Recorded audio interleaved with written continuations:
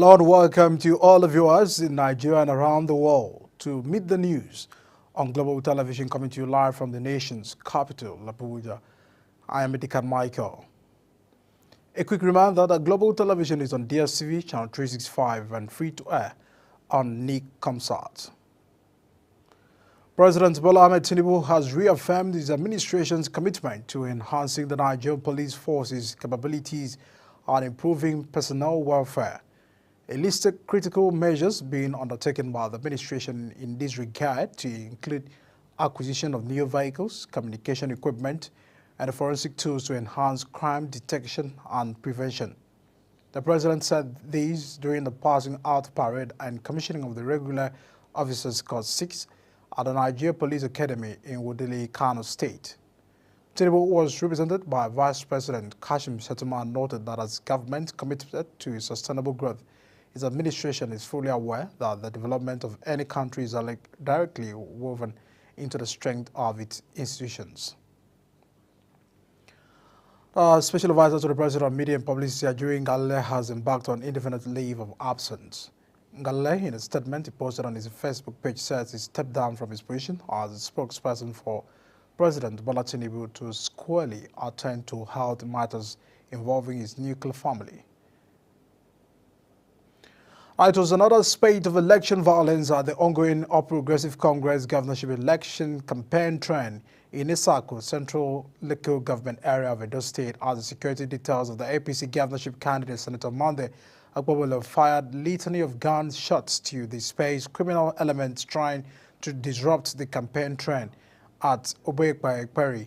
At the APC campaign trend, they filed the violence and visited the people of Odaba, the capital of the local government area, with a central message of voting out the People's Democratic Party. Our political correspondent Anthony Momodu has the report. If shooting comes, what they want to do, they will suffer it. There was another election campaign violence in Esako Central Local Government Area of Edo State as witnessed in Ososo community, but this did not prevent the APC governorship candidate Senator Molde Okpeholo and the Deputy Governor of Edo State Philip Shuaibu from likening the PDP as a packaged food that causes cancer and thus should be avoided. When you eat packaged food and you continue to eat it, what it will develop is cancer. Do we need cancer to continue? Or do we need cancer? This election are between darkness and light. Packaged food, they cause it. On his part, the senator representing Edo North Senatorial District, Senator Adams Oshomole, called on the people and the electorate to join forces with the APC to vote out the People's Democratic Party at the polls. We need to help us to tell our brother and our pikin, one man, one vote, one woman, one vote, one elderly man, one vote. The unabating spate of violence witnessed in the Edo North region of the state is a source of concern ahead of the polls, as the APC governorship security details fired litany of shots at criminal elements trying to disrupt the campaign event. Anthony Momodu reporting from Esako local government area of Edo State for Global. And now the Commissioner of Police in Kwara State, Victor Olaliya, has appealed to commercial transport operators in the state to uphold the peace as the government works to improve the economic situation in the country. The appeal followed a protest last Thursday by transport operators in the state, including drivers of commercial taxi cabs, tricycle operators, and the motorcycle riders who demonstrated against the recent fuel price increase in Ilorin, in the state capital. Olaliya, who met representative of the National Union of Road Transport Workers, says that the command headquarters urged them to maintain peace in the state. And now, no fewer than 61 foreign nationals were deported by the Nigerian Immigration Service from the country in August 2024. This is because the new visa policy facilitated a total of 8,352 visas on arrival for travelers in the month under review. The figures were contained in a report by the service detailing the Nigerian Immigration Service achievement for August. In the report, the reason for deporting the foreign nationals was to address the issue of irregular migration in the country. Mitchell Home Limited, a leading real estate firm, recently hosted a groundbreaking conference. As some frontline real estate practitioners harped on the possibility of generating wealth in the sector. Shana J completes the story. The conference, themed The Wealth Building Blueprint, brought together various real estate stakeholders, providing a platform for empowerment and knowledge sharing. Architect Baraka Mashalia says his aim for organizing the event is to impact the new generation through inculcating knowledge of the real estate sector. My greatest motive is to be able to impact on this generation. Of course, the high rate of unemployment is really alarming. And for me, I don't think it should be. The reason behind it is because there are a lot of opportunities around the real estate sector, and the greatest thing that is limiting people from achieving their goal of building wealth and helping their family and friends to be able to build wealth also is a product of mindset. While sharing his success story on the steps he took in finding accomplishment in the industry, renowned real estate expert Dr. Linus Okori stated that wealth creation only comes as a direct result of an individual's ability to catch the vision. So you come in an area in your life where nothing is happening, is that not it? And you set an agenda for the future. That agenda is called vision. Vision. Vision is the ability to see beyond our current reality. Our current reality is not exciting. There's poverty in our pockets, even as a nation, there's poverty in the land. Speaking on the challenges that affect real estate sector, Some Mogul says consistency, being intentional, and integrity are key factors in overcoming challenges. One thing is you have to be consistent. It's not you enter real estate today and the next day you are making money. You have to be, you have to be consistent. You have to be persistent with your push in the business. The challenges will come, but the most important thing is how to handle those challenges, turning those challenges to a force that drives you to do more in the business. So basically, challenges come. Just know how to overcome all those challenges that you are faced with. Consistency really counts. Anything you're doing, you have to be consistent about it. And then there's another thing that is key, that's integrity. Integrity really counts. That's what defines you. That's what tells if people can really deal with you or not. And that's what really tells if you're someone to be trusted or not. The conference aims to equip attendees with the expertise and insights necessary to spot and maximize opportunities, build wealth, and expand their understanding of the real estate sector. Shana J reporting for Global TV News.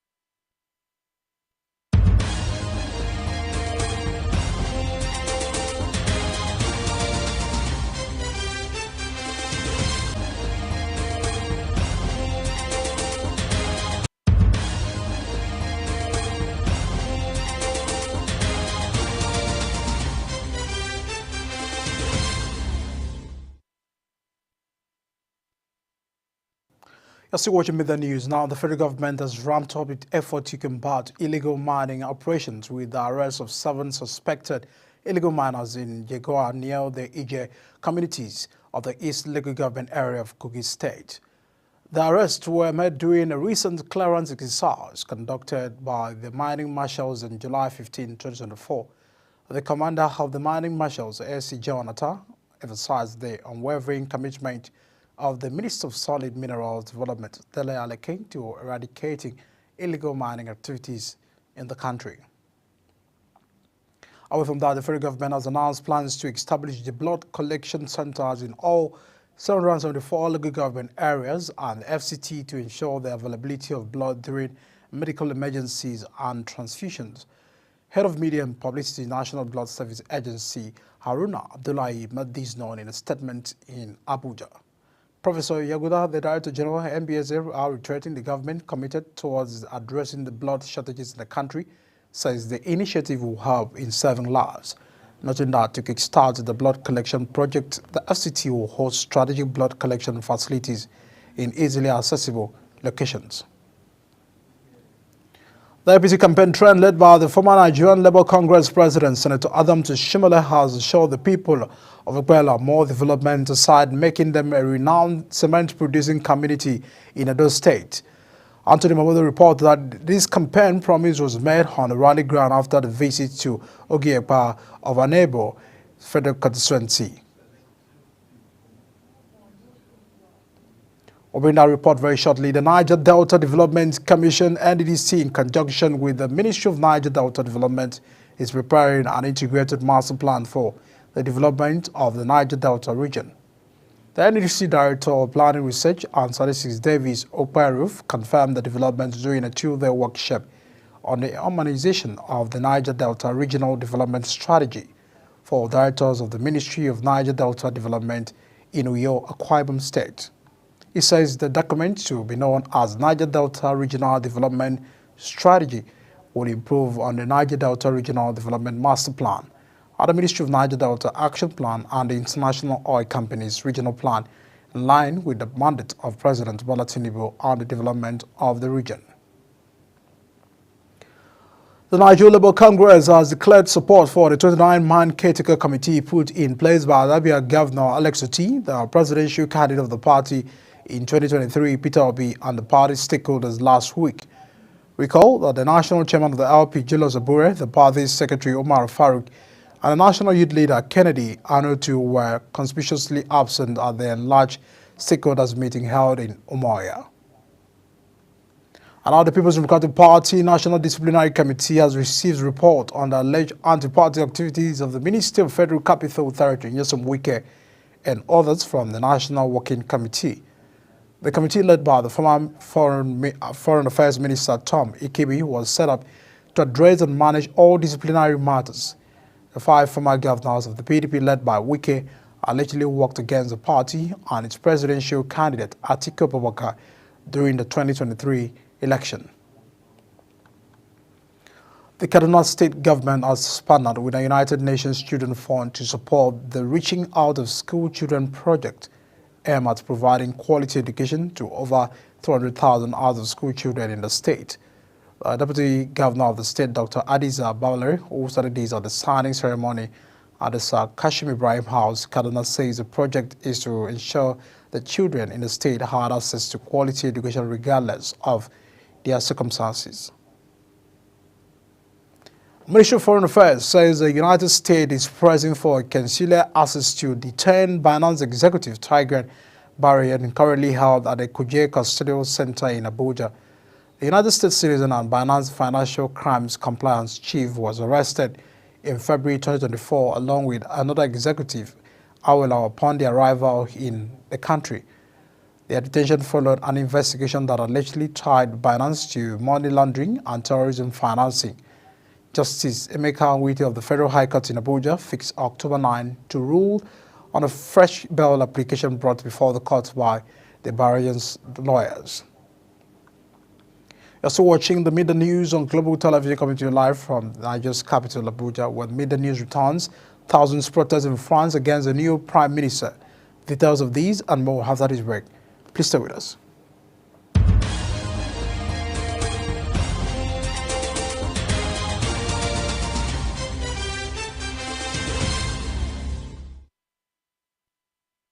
Many thanks for staying with us. And now to business. The federal government has imposed a deduction of 50 Naira electronic money transfer levy from every inflow of 10,000 Naira and above received by customers in a notice to its customers on Saturday. An online payment platform stated that the charges in line with the Federal Inland Revenue Service regulations will take effect from September 9, 2024. The company clarified that the charges are a requirement from the President Bola Ahmed Tinubu's government and not a source of revenue for the payment platform. The Nigerian currency, which opened September on a positive note across the segment of the currency market, weakened by Tuesday on the back of heightened demand, increasing demand for foreign exchange for foreign travel, school fees, and the planned food import duty waiver have pushed the Naira to a fresh depreciation spree. In a week-handed unofficial market, the Naira had been quoted at 1,635 Naira on Monday. However, by Tuesday, it has worsened to 1,640 Naira and according to some Bureau de Change protest operators in Lagos. The federal government has announced that only buyers with national identification numbers will benefit as it commences the sale of 30,000 metric tons of milled rice to Nigerians at a subsidized rate of 40,000 naira per 50 kg bag. Recall President Bola Tinubu, represented by the Minister of Agriculture and Food Security Abubakar Kari, started this at a flag health ceremony that the rice intervention will be sold strictly on one-person, one-bag basis. Kari explained that the 50k bags of rice price at a flat rate of 40,000 naira are part of the federal government effort to provide subsidized milled rice to help alleviate the ongoing food crisis in Nigeria. The federal government has issued a license to construct the UTM Offshore Limited for the development of a 2.8 million tons per annum floating the liquefied natural gas facility. This historic project, the first of its kind in Naira, aligns with the government's ongoing efforts to boost the gas production, distribution, and utilization under the Decade of Gas initiative. At official event, the Minister of State for Petroleum Resources Gas, Ekperikpe Ekpo, held the milestone as a reflection of President Bola Tinubu's vision to transform the country's gas industry. The Nigerian National Petroleum Company Limited has denied claims that it is responsible for the recent hike in premium motor speed, commonly called petrol, in the country. The company says the pricing of petroleum products from any refinery, including the Dangote Refinery Limited, is determined by the global market forces, stating that there is no guarantee of lower prices associated with domestic refining of the product in the country. The NNPC made this known in reaction to rumors in its attempting to monopolize the offtake of all products from the Dangote Refinery. And as before seen, the Venezuelan government says opposition candidate Eduardo Urrutia, who disputed President Nicolas Maduro's July 28 re-election, has left the country to seek asylum in Spain. Gonzalez had been in hiding for a month, ignoring 3 successive summons to appear before prosecutors, saying attending the hearing could have lost his freedom.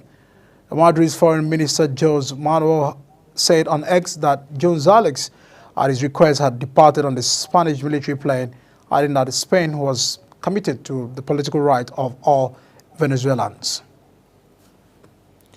From that, tens of thousands of people demonstrated in Tel Aviv and other Israeli cities calling for an agreement to release around 100 hostages held by the Palestinian Islamist group Hamas. Kamalt Gad, another woman, and 4 women were shot at a close range last week, according to Israel's health ministries, after Israeli soldiers found their bodies last Sunday in a tunnel in Gaza. Israeli Prime Minister Benjamin had agreed to a deal. The Gad's relative called out to the crowd with sorrow and anger in her voice. Around thousands of left-wing demonstrators took to the street across France to protest against the nomination of the center-right Michel Barnier as Prime Minister and denounced President Emmanuel Macron's power grab. The protests took place in Paris as well as other cities, including the Northeast in the west, Nice and the Missals in the south, and the Strasbourg in the east. Macron had appointed a 73-year-old former foreign minister who acted as the European Union's negotiator as Prime Minister, seeking to move forward after July's snap election in which his centralist alliance lost in relative majority in the parliament. And now to Kenya, as the police have been ordered to investigate the circumstances that led to a deadly fire at a boarding school which killed at least 18 people with an average age of 9. The chief prosecutor says in a statement investigators should assess whether or not the tragedy may have resulted from the negligence and or recklessness. Certain that the cause of the fire in the boys' dormitory at the Hillside Academy is still unknown and 50 people are unaccounted for. Identification of the bodies is expected to take place on Monday. And out of sport, Atlanta forward and 2024 Ballon d'Or nominee Ademola Lookman scored a brace wheel on lone Napoli striker Victor Osimhen added another goal as the Super Eagles began their 2025 AFCON qualifiers in the emphatic style on Saturday, beating the Benin Republic 3-0 at the Gospel International Stadium in Uyo. Lookman broke the deadlock with a trademark cut and a slice finish in the first half stoppage time and completed his brace with another subline strike in the 83rd minute, while Osimhen came off the bench to score the Nigeria's second following Lookman's opener. Our Minister of Sports Development, Senator John Eno, has lauded Onyechi Mark for clinching Nigeria's first gold medal at the Paris 2024 Paralympics, setting a new powerlifting world record in the process. Mark's phenomenal display in the women's 61 kg powerlifting category saw her shatter her own world record twice, ultimately lifting an astonishing 150 kg to secure the top spot on the podium. And our team Nigeria on Saturday had a silver medal to its haul in Paris at the 2024 Paralympic Games after Flora Onwa won the women's javelin throw event. Agwowa, who completed the females F54 category at the Atlantic event, achieved a throw of 19.26 meters to finish second in the competition. The winning throw was a second in the competition's final, with a first being 18 meters. Our third was 18.24 meters, with a fourth, fifth, and sixth being 18.68 meters, 18.40 meters, and 17.50 meters, respectively.